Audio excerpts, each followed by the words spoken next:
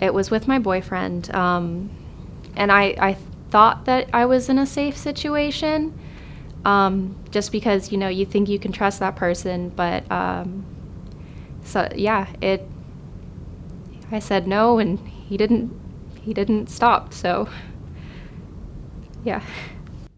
A lot of times people have a hard time understanding, oh, how can you rape your partner? How can you rape your husband? How can you rape your wife? And the point is that consent is not forever. Regardless of whether you are in a committed relationship, whether you are married to the person, whether you have just met them, consent is for each individual act, and it must be acquired every single time.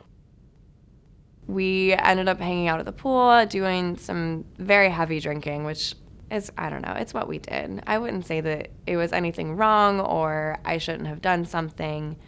But towards the end of the night, things were winding down. We ended up back at my friend's apartment, and nobody was in any shape to drive, obviously. So we all just ended up staying the night. My coworkers that I was with had gone upstairs, and I fell asleep on the couch, had a blanket over me, was highly, highly intoxicated, ended up just passing out. And that was when he assaulted me. When I woke up, he was raping me and filming it on his phone. And I thought I was gonna get up and scream or beat him or react in some way. And I froze with fear. He took my clothes off and I was saying no, and he took his clothes off and I was still saying no during that time. And he was trying to kiss me and just doing things that I was not okay with. And I was like, no, please stop, get off me. And he had me pinned down because he was so much bigger than me. And I blacked out and I don't remember exactly what happened. He drank, I didn't.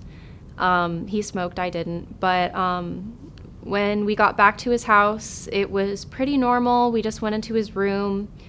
I told him I was tired and I just wanted to go to bed.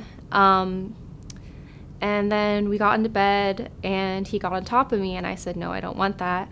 And he kept going, so I pushed him off. And then he got on top of me again, and I couldn't stop him.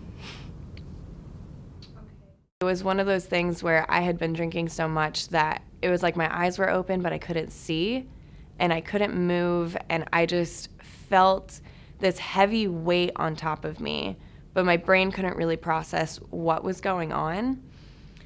And it was basically over before it began with what I think my brain has been able to remember from it.